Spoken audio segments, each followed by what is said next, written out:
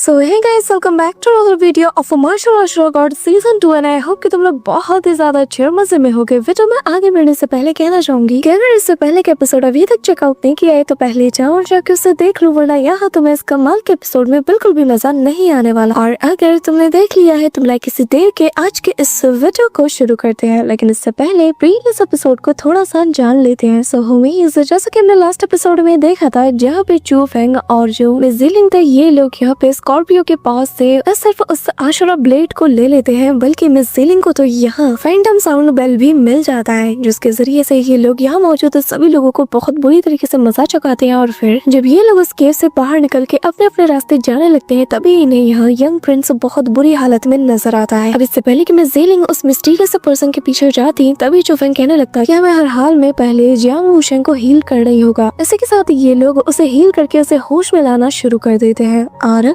आगे हमारे इस एपिसोड के स्टार्टिंग में हम यहाँ पे चू फेंग को देखते हैं जो कि फिलहाल अपने ब्रेक थ्रू में लगा हुआ था और लगातार कल्टीवेट किए जा रहा था, जहाँ हमें बताया जाता है कि चू फेंग जो कि अज़ोर ड्रैगन सेक्टर से बिलोंग करता है और फिलहाल के लिए इसका जो कल्टीवेशन लेवल है वो मिस्टिक मार्शल के 7th लेवल पे है। अब कल्टीवेट के दौरान वो यहाँ पर जियांग वूशेंग के बारे में ही तब से वो सोचे जा रहा था कि आखिर अब उसे क्या करना चाहिए, और तो और उसने उस मिस्टीरियस से बंदे का सामना भी किया। अब चू फेंग कंफ्यूज था कि आखिर वो आगे करे तो करे क्या, लेकिन फिलहाल के लिए वो कुछ भी रेकलेसली एक्ट तो नहीं कर सकता था, इसलिए वो डिसाइड करता है कि उसे पहले यहाँ से निकलना होगा। तभी क्वीन उसके अंदर से बताने लगती है कि चू फेंग वो फॉर्मेशन पूरी तरीके से रेडी हो चुका है। अब जैसे ही क्वीन का सिग्नल चू फेंग पाता है तो वो भी हैंड साइंस को बनाते हुए उस फॉर्मेशन का यूज करना शुरू कर देता है, जहाँ उसने अपने उसी ब्लेड का भी यूज किया था, यानी कि आशुरा एक्स के जरिए से ही उसने यहाँ पर इस फॉर्मेशन को एक्टिवेट किया। और अब हम देखते हैं कि उसके अंदर उस एक्स के जरिए से जितनी भी इविल एनर्जी थी वो यहाँ पर इसके रेडियंस को बहुत ही अच्छे से क्लियर करती जाती है, जिसके चलते उसकी पावर बहुत ही स्मूथली फ्लो करने लगता है। फाइनली हम देखते हैं कि चू फेंग पहले से बेटर फील करने लगता है, यहाँ तक कि उसकी जो मेंटल पावर है वो भी काफी ज्यादा स्ट्रॉन्ग बन जाती है। और उसके हाथ पर हम एक सील को भी देख पाते हैं, यानी कि एक मार्क को, जो देखकर चू फेंग भी काफी ज्यादा खुश था। कहने लगता है कि क्वीन तुमने देखा ना मेरी मेंटल पावर पहले से कितनी ज्यादा स्ट्रॉन्ग हो चुकी है, जिस पे क्वीन कहने लगती है कि इतना ज्यादा खुश होने की जरूरत नहीं है, ठीक है, अगर तुम उस डीमन एप किंग को रेस्क्यू करना चाहते हो, साथ ही मिस सूरो और सुमेई को भी अवेकन करना चाहते हो, तो तुम्हें जल्द से जल्द ब्लू रोब स्प्लिट मास्टर में एडवांस करना ही होगा, समझ रहे हो ना। तो उसके रास्ते में ये बहुत ही छोटी अचीवमेंट है, तुम्हें अपनी जो मेंटल पावर है इसे बहुत बहुत बहुत ज्यादा इंक्रीज करना होगा, और रही बात तुम्हारी कल्टीवेशन रियलम की, इसे भी बहुत ज्यादा बढ़ाना होगा। जिस पे चू फेंग कंफ्यूज था, जिस पे वो बताने लगती है कि हाँ बिल्कुल तुम्हें हेवन मार्शल रियलम पे हर हाल में पहुंचना होगा, लेकिन वो जो डिवाइन लाइटनिंग है उसके जरिए से अगर तुम आगे बढ़ना चाहो तो तुम्हें बस से जल्द मिस्टिक मार्शल रियलम पे पहुंचना होगा, वो भी उसके 8th लेवल पे। अब चू फेंग के कॉन्शियसनेस पे ये दोनों बात कर ही रहे होते हैं कि तभी अचानक से यहाँ पर कोई गेट तोड़ के अंदर आ जाता है, जिसके चलते चू फेंग यहाँ पे इनके सामने आके खड़ा हो जाता है, जहाँ हम देखते हैं कि ये लोग बेसिकली वो जो घोस्ट एक्स था, यानी कि वो जो आशुरा एक्स था, इसे लेने के लिए आए थे। और बेशर्मी के साथ कहने लगते हैं कि लड़के चुपचाप उस घोस्ट एक्स को हमारे हवाले कर दो, जिस पे चू फेंग कहने लगता है कि मिस्टर जी आपको नहीं लगता कि आप कुछ ज्यादा ही उतावले हो रहे हो, जो सुनकर यहाँ मिस्टर जी को गुस्सा आता है और वो इमीडिएटली चू फेंग के ऊपर हमला कर देता है। लेकिन तभी यहाँ स्प्लिट गिल्ड का वाइस मास्टर आते साथ अपनी शील्ड को एक्टिवेट करके उसकी जान बचा लेता है, जिसके चलते मिस्टर जी को पीछे हटना पड़ता है। और तभी स्प्लिट गिल्ड के कुछ और मेंबर्स भी यहाँ चू फेंग को बचाने के लिए आ जाते हैं, जिसके बाद वाइस मास्टर मिस्टर जी से कहने लगता है कि तुम्हें थोड़ा सोचना चाहिए कि आखिर तुम्हें जूनियर के साथ कर क्या रहे हो, ये बिल्कुल भी तुम्हें शोभा नहीं देता। जिस पर मिस्टर जी कहने लगता है कि स्प्लिट गिल्ड तुम्हें इसकी कीमत तो चुकानी पड़ेगी। ये कहते हुए वो अपने पावर को अनलीश करते हुए आगे की ओर बढ़ने लगता है, जहाँ वाइस मास्टर भी अपने पावर को अनलीश करते हैं और इन दोनों की ऑरा आपस में टकराती है। इसी के साथ सीन शिफ्ट होता है, हमें 3 घंटे पहले का सीन दिखाया जाता है, जहाँ जो मिस्टर जी है और उसका जो क्लैन है वो सभी लोग आपस में यही डिस्कस कर रहे थे कि अगर चू फेंग को वो एक्स ना मिला होता तो आज ये चू फेंग कभी भी हमारे सामने ऐसे एरोगेंट नहीं बन पाता और वो ट्रेजर हमेशा हमेशा के लिए हमसे और हमारे क्लैन से बिलोंग करता। अब यहाँ पे ये कहते हुए जो मिस्टर जी है वो यहाँ से जाने लगता है चू फेंग को मारने के लिए, पर तभी यहाँ पे दूसरा बंदा उसे रोक लेता है और कहने लगता है कि शायद तुम भूल रहे हो कि डीमन किंग को हमारे सारे मूव्स के बारे में पता है, जिसका मतलब ये है कि अगर हम लोग सीधा जाके कुछ भी करते हैं ना तो हम डायरेक्टली उसके चाल में फंस जाएंगे, लेकिन हम लोग अब इस सुप्रीम मैनर में बिल्कुल भी नहीं रुक सकते, मैं ये भी जानता हूँ। जिस पे मिस्टर जी बताने लगता है कि वो जो किल ली है ना, उसे भी 10,000 डीमन माउंटेन के इस ट्रेजर में अपना थोड़ा सा हिस्सा चाहिए। तो मुझे लगता है कि अगर हम उसे दे देते हैं तो वो हमें कभी भी धोखा नहीं देगा। जिस पे वो कहने लगता है कि क्या स्प्रिट गिल्ड। तो मिस्टर जे भी यहाँ पे थोड़ा सोचने लगता है और कहने लगता है कि हाँ, चूफेंग तो स्प्रिट गिल्ड से बिलोंग करता है और जो स्प्रिट गिल्ड है वो असल में जियांग क्लैन के ऊपर पूरी तरीके से निर्भर है और उन्हीं के दम पर वो लगातार हमें पुश करते हुए जा रहे हैं और हमें पूरी तरीके से कॉर्नर कर दिया है।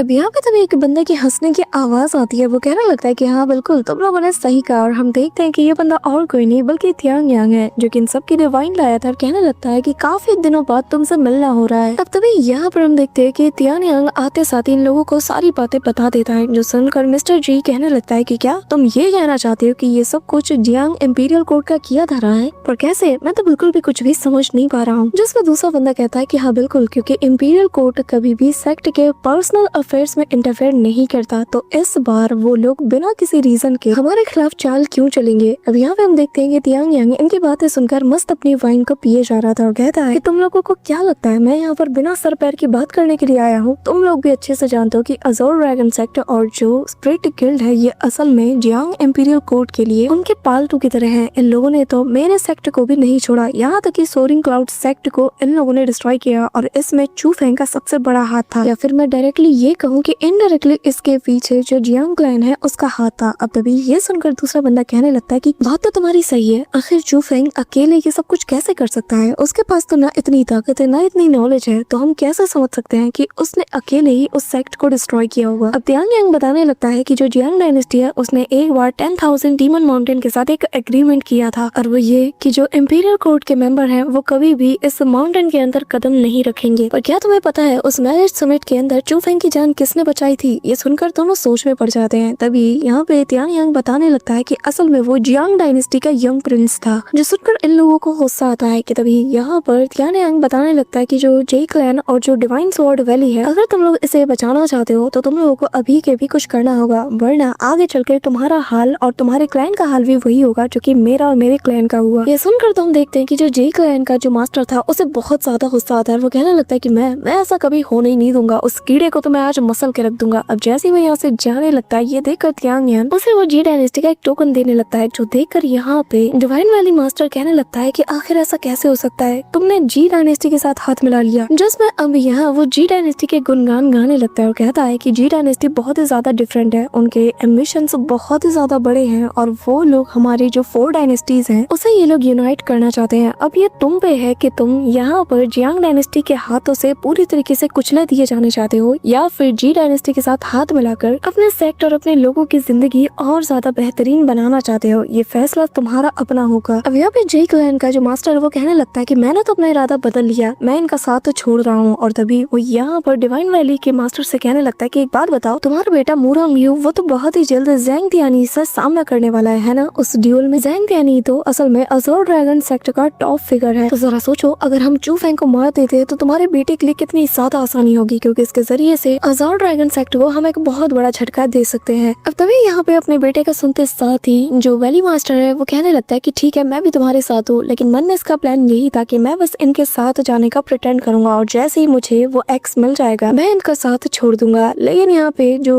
तियांग यांग है वो तो जानता है कि इसने तो बस इन लोगों को लालच दिया है और वो मन में कहता है कि तुम लोग चाहे जितना मर्जी सोच लो, तुम लोग मेरे गेम का हिस्सा बन चुके हो। तभी यहाँ पे मैं प्रेजेंट टाइम का सीन दिखाया जाता है, जहाँ पे हम देखते हैं कि स्प्रिट गिल्ड का वाइस मास्टर और यहाँ पे मिस्टर जी दोनों अपनी ऑरा को रिलीज कर रहे थे, लेकिन तभी यहाँ पर जो एल्डरकिन है वो इन्हें रोकने के लिए आ जाते हैं और एल्डरकिन को देखते साथ यहाँ पे मिस्टर जी कहने लगता है कि आखिर तुम्हारी हिम्मत कैसे हुई? जिस पे यहाँ पे मिस्टर किन कहने लगते हैं कि तुम्हें शर्म नहीं आती, तुम मेरे इस मैनर के अंदर ही मेरे रूल्स के खिलाफ जाके एक्ट कर रहे हो और तुम्हें जरा भी शर्म नहीं आ रही और मेरे सामने ऐसे डिसरिस्पेक्टफुली पेश आ रहे हो। यहाँ पे मिस्टर जी की तो सटक चुकी थी, वो कहने लगता है कि अपनी बकवास बंद करो। कि तभी चूफेंग कहने लगता है कि अगर तुम्हें ये घोस्ट एक्स चाहिए तो बदले में मेरे साथ तुम मिस्टिक बीट्स के साथ ट्रेड करो। अब यहाँ पे ये सुनना ही था कि वैली मास्टर आगे आता है और कहने लगता है कि शांत हो जाओ मैं बात करता हूँ। और तभी वो कहने लगता है कि बताओ आखिर तुम्हें कितना चाहिए। अभी यहाँ पे चूफेंग अपनी एक फिंगर को ऊपर करता है, कहने लगता है कि क्या तुम्हें 1000 चाहिए? जिस पे जो मिस्टर जे है कि ये मत कहना कि तुम्हें 1 लाख मिस्टिक बीस्ट चाहिए। जिस पे चूफेंग कहने लगता है कि अरे नहीं नहीं ये तो बहुत कम है, मुझे तो असल में 10 लाख मिस्टिक बीट्स चाहिए, वो भी अभी के अभी। अब यहाँ पे ये सुनकर वो लोग कहने लगते हैं कि क्या बकवास है, इतना तुम कभी नहीं दे सकते। कि तभी यहाँ पे चूफेंग कहने लगता है कि तुम लोगों को शायद पता नहीं कि ये एक बाउंड आर्टिफैक्ट है और इसकी ओनरशिप को ट्रांसफर करना एक हाथ को कुर्बान करने जैसा है। और 1 मिलियन मिस्टिक बीट्स यानी कि 10 लाख मिस्टिक बीट्स, मैंने क्या गलत मांगा है? ये तो मेरे एक हाथ के लिए काफी होगा ना। अब यहाँ पे ये सुनते साथ ही वो दोनों मन ही मन कहने लगते कि हाँ, प्लान तो बहुत ही अच्छा है। अब तभी हम मिस्टर किन को देखते हैं जो कि मन में कहता है कि यार ये लड़का तो बहुत शातिर है। तभी वो कहने लगता है कि ठीक है, अगर तुम लोग शांति से इस मैटर को सॉल्व करते हो तो मुझे कोई मसला नहीं। अब तभी यहाँ पे हम देखते हैं कि वैली मास्टर आगे आता है और ये दोनों कहने लगते हैं कि हाँ, हमें तुम्हारा ऑफर मंजूर है, लेकिन एक साथ 1 मिलियन मिस्टिक बीट्स को यहाँ पे दे पाना और एक साथ गैदर कर पाना ये एक बहुत बड़ी चुनौती है। जिस पर चूफेंग कहने लगता है कि मैं तुम्हें 1 दिन का टाइम देता हूँ, मुझे एग्जैक्टली 1 मिलियन मिस्टिक बीट्स मेरे हाथों में चाहिए, जिसके बाद ये आर्टिफैक्ट तुम्हारा हो जाएगा। अब तभी हम यहाँ पर एक बंदे को देखते हैं जो कि चुपचाप इन सब की बातें सुन लेता है। अब तभी हम देखते हैं कि यहाँ पर ऑलमोस्ट 1 दिन का टाइम बीत जाता है और ये लोग बाहर इंतजार कर रहे थे और कहने लगते हैं कि आखिर ये लड़का इतना टाइम क्यों लगा रहा। जिसपे यहाँ पे जो डिवाइन वैली मास्टर है वो कहने लगता है कि चिंता मत करो, ये लड़का यहाँ से भाग के कहीं नहीं जा सकता। वैसे भी एक बार वो आर्टिफैक्ट मेरे बेटे को मिल जाए ना तो जो ज़ैंग तियान ये है उससे तो मेरा बेटा मसल के रख देगा। अब तभी सीन शिफ्ट होता है और हमें सुप्रीम मैनर के बैम्बू फॉरेस्ट का सीन दिखाया जाता है, जहाँ पे हम 2 लोगों को फाइट करता हुआ देख पाते हैं, जिनमें से एक का नाम था ज़ैंग तियानी और दूसरा बंदा कहने लगता है कि ज़ैंग तियानी, आज तुम्हारी जिंदगी और ये जो 9 प्रोविंसेस में नंबर 1 का जो टाइटल है ये दोनों मेरा होगा। अब ज़ैंग तियानी के ऊपर वो बंदा तेज तनातन अटैक पे अटैक किया जा रहा था और ये वही डिवाइन वैली लॉर्ड के मास्टर का बेटा है जो कि इस वक्त ज़ैंग तियानी से फाइट करने में बिजी है। अब यहाँ पे उसके अटैक्स को देखकर तियानी कहने लगता है कि क्या बस तुम्हारे पास इतना ही दम है? मुझे लगा था कि जो डिवाइन स्वॉर्ड वैली है वो अपने लोगों को काफी अच्छे से ट्रेन करते होंगे, लेकिन तुम्हें देखकर लग नहीं रहा कि उनके पास कुछ खास स्किल्स है अपने लोगों को सिखाने के लिए। अब हमें ज़ैंग तियानी का इंट्रोडक्शन दिया जाता है, जी हाँ, वो बहुत कूल वे में हमारे सामने आता है। बताया जाता है कि ये असल में हेवन मार्शल के 2nd लेवल पे है और जो कि अज़र ड्रैगन सेक्ट का टॉप स्टूडेंट में से एक है। और यहाँ हम देखते हैं कि वो जो दूसरा बंदा था ना वो लगातार उसके ऊपर तेज तनातन हमले किए जा रहा था, जहाँ वो अपने स्वॉर्ड स्लैश का यूज करते हुए काफी सारे बैम्बूज को भी काट देता है और हवा में जंप करते हुए उन्हें एक जोरदार किक मार के सीधा तियानी की तरफ उन्हें फेंक देता है। लेकिन तियानी एक स्वॉर्ड स्लैश से ही उन सभी को वहीं पे होल्ड करते हुए अपने आइस ब्लेड से पूरी तरीके से इन्हें फ्रीज कर देता है और फिर अपने हाथ के दूसरे झटके से इन्हें यहाँ पर उस बंदे की तरफ फेंक देता है, जहाँ पर किसी धारदार तलवार की तरह ये बिल्कुल उसके फेस को टच करते हुए चली जाती है, जिसके चलते उसके चेहरे पर एक कट भी लग चुका था। यहाँ पे हम देखते हैं कि डिवाइन वैली का ये जो यंग मास्टर था ना वो बहुत गुस्से में आ जाता है और वो पागलों की तरह सीधा यहाँ पे तियानी के ऊपर हमला करना शुरू कर देता है, जहाँ वो उस पे तेज तनातन अटैक पे अटैक किए जा रहा था। लेकिन यहाँ पे तियानी एक स्ट्राइक से ही उसको नॉकआउट कर देता है। फिर कहने लगता है कि मैंने तुम्हारे बारे में बहुत कुछ सुना था, लेकिन आज जब मैं तुमसे फेस टू फेस तुम्हारा सामना कर रहा हूँ ना तो मुझे बहुत ही ज्यादा निराशा हो रही है। बस एक बात बताओ, तुमने मेरे जूनियर ब्रदर चूफेंग के बारे में तो सुना ही होगा और उसके कारनामों का भी उसने तो सिंगल हैंडेडली पूरे के पूरे जो सोरिंग क्लाउड सेक्ट है उसे डिस्ट्रॉय कर दिया था। और अगर मैं उससे तुम्हारी कंपैरिजन करूं तो तुम उसके आगे एक चींटी की तरह हो। दूसरी तरफ हम यहाँ चूफेंग को देखते हैं, जहाँ पर वो उस मैनर से बाहर आते साथ ही सीधा यहाँ अरीना के पास आ जाता है, जहाँ एक एक करके 3 लेयर्स की जो शील्ड है वो एक्टिवेट हो जाती है, जो देखकर तो चूफेंग भी समझ चुका था कि यहाँ पर ये लोग बहुत ही अच्छी सी प्लानिंग करके आए हैं, लेकिन मुझे भी इन लोगों ने कच्चा नींबू समझ के रखा है क्या। यहाँ पर जो मिस्टर जे है वो कहने लगता है कि जल्द से जल्द वो घोस्ट एक्स हमारे हवाले कर दो, उसके बाद ही हम तुम्हें तुम्हारी पेमेंट देंगे। जैसे वो चूफेंग कहने लगता है कि मैं इतना बेवकूफ नहीं हूँ, यहाँ पर डिमांड्स मैं करूंगा क्योंकि बेचने मैं आया हूँ, ना कि आप लोग। पहले मुझे मेरी पेमेंट्स चाहिए। ये सुनना ही था कि तभी हम देखते हैं कि जो डिवाइन वैली मास्टर था ना वो यहाँ पर अपने सारे के सारे जो बैग्स थे उन्हें उसकी तरफ बढ़ा देता है, जिन्हें देखकर चूफेंग कहने लगता है कि मानना पड़ेगा जो मेजर सेक्ट्स है ना वो तो मेरी सोच से भी ज्यादा मालामाल है। अब यहाँ पर अपनी सारी पेमेंट्स को रोकते साथ ही वो सीधा निकालता है अपने उसी आशुरा एक्स को, यानी कि उसी घोस्ट एक्स को, और निकालते साथ ही हवा में से उछाल देता है और कहने लगता है कि ये लो, ये रहा तुम्हारा प्रोडक्ट। अब ये देखते साथ ही दोनों यहाँ पर हवा में जंप करते हुए तेजी से उसे लपकने के लिए आगे बढ़ते हैं। अब तभी यहाँ पर हमें पास्ट का एक सीन दिखाया जाता है, जहाँ पे क्वीन ने बताया था कि आखिर ये तुम क्या प्लान कर रहे हो। हाँ, वो एक ब्लू रॉफ स्पिरिट मास्टर है, तुम्हें लगता है कि तुम्हारा प्लान काम करेगा? जिस पे चूफेंग कहने लगता है कि चिंता मत करो, सब काम करेगा, और लगता है कि वो आ गया है। और तभी यहाँ पे चूफेंग के सामने एक पिल को ओपन किया जाता है जो कि किसी की स्ट्रेंथ को बहुत ही कम समय में काफी ज्यादा इंक्रीज कर सकता है, यहाँ तक कि इसकी कल्टीवेशन लेवल भी इंक्रीज हो सकती है, लेकिन इसका बहुत ही तगड़ा वाला बैकलैश भी है। एक बार अगर इसका पूरा का पूरा असर निकल जाए ना तो तुम्हारी बॉडी बिल्कुल भी हरकत करने के लायक नहीं बचेगी, तो तुम्हें इसे बहुत ही ज्यादा ध्यान से यूज करना होगा। अब यहाँ स्पिरिट गिल्ड का वो बंदा उसे एक तिलिस्मान भी देता है और कहने लगता है कि ये तुम्हारे काम आएगा ताकि तुम उस ब्लू फॉर्मेशन को डिस्ट्रॉय करके वहाँ से बाहर निकल पाओ। अब यहाँ पे हम देखते हैं कि चूफेंग उस तिलिस्मान का यूज करते हुए इस बैरियर के अंदर एक छोटा सा होल बना देता है और वो तेजी से यहाँ से स्किप करने लगता है, जो देखकर बाकी के लोग उसे पकड़ने के लिए चाहते हैं। अब तभी यहाँ पर हम उसी बंदे को देखते हैं जो कि कहने लगता है कि चू फेंग, तुमने मुझसे ज़ीलिंग को चुरा लिया है और आज तुम्हें अपनी जान देकर ना इसकी कीमत को अदा करना होगा। ये कहते हुए वो supreme heaven splitting palm technique का यूज करता है, जहाँ में एक जायंट सा पाम अटैक सीधा चू फेंग की ओर बढ़ रहा था, लेकिन चू फेंग यहाँ इमीडिएटली अपने उसी घोस्ट एक्स को अपने पास बुला लेता है और वो पलक झपकती उसे लेते साथ ही उसके घोस्ट शैडो को यहाँ मैनिफेस्ट करता है। सभी से कहने लगता है कि जो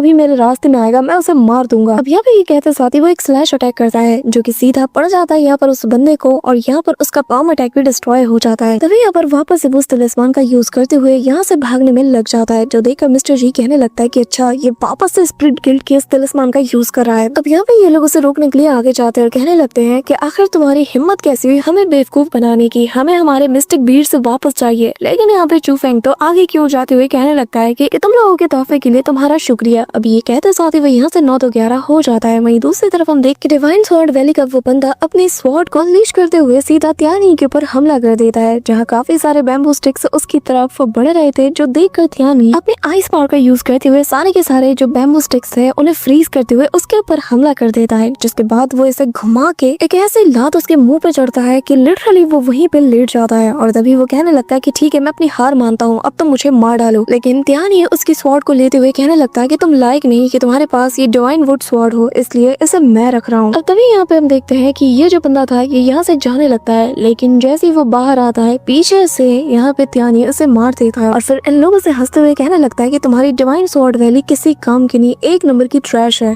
अब हम चू फेंग को देखते हैं जो कि तेजी से यहाँ से निकल जाता है और यहाँ क्वीन बताने लगती है कि यार मुफ्त में तुम्हें इतनी सारी चीजें मिल गई। हाँ, किसने सोचा होगा कि ये दोनों इतने बड़े वाले ढक्कन होंगे। इस दौरान चू फेंग फील कर पाता है कि उसे बैकलैश हिट हो रहे हैं और तभी वो कहने लगता है कि मुझे कोई सेफ जगह ढूंढनी होगी। अब तभी यहाँ पे चू फेंग के ऊपर पीछे से हमला हो जाता है, जैसे तैसे वो खुद को बचा लेता है और तभी चू फेंग अपने आसपास एक बैरियर को बनाते हुए कहने लगता है कि आखिर वो कौन है जो कि घात लगा के मुझ पे हमला कर रहा है। जिसपे एक ओल्ड मैन कहने लगता है कि तुम मेरे क्लैन के साथ बार बार उलझ रहे हो और बार बार उनके साथ खेल रहे हो, तुम्हें क्या लगता है कि मैं तुम्हें जाने दूंगा। अब तभी हमें पता चलता है कि ये असल में जो जे क्लैन है उसका एल्डर चीफ है, जिसे देखकर चू फेंग भी उसे रिकॉग्नाइज कर लेता है। यहाँ पे चू फेंग समझ आता है कि वो जो पिल का जो बैकलैश है वो ऑलरेडी उसे हिट होना शुरू हो चुका है, यानी कि वो ज्यादा देर तक इससे हेड ऑन हेड की फाइट नहीं कर सकता। अब यहाँ से वो भागने लगता है, लेकिन वो तो उसके बैरियर को तोड़ से साथ ही चू फेंग के ऊपर दे तनातन हमला करने लगता है और कहता है कि आज तुम नहीं बचने वाले और मैं तुमसे मेरा वो जो घोस्ट एक्स है और वो जो मिस्टिक बीट्स है उन सभी को लेके रहूंगा। अब क्वीन भी कहने लगती है कि चू फेंग तुम इससे बैटल नहीं कर सकते, तुम दोनों के बीच में जो कल्टीवेशन गैप है ये बहुत ज्यादा है। अब तभी यहाँ पे चू फेंग उसे कहने लगता है कि क्वीन क्या तुम जो आर्टिफैक्ट है स्काई पियर्सिंग फॉर्मेशन उसे रेप्लिकेट कर सकती हो। जिस पर वो कहने लगती है कि मैं कर तो सकती हूँ, लेकिन ये फॉर्मेशन बहुत ही ज्यादा एनर्जी को ड्रेन करता है और जिसके लिए मुझे फिलहाल के लिए थोड़ा टाइम चाहिए क्योंकि मेरे पास स्पिरिचुअल एनर्जी इनफ नहीं है। तभी यहाँ पे चू फेंग सामने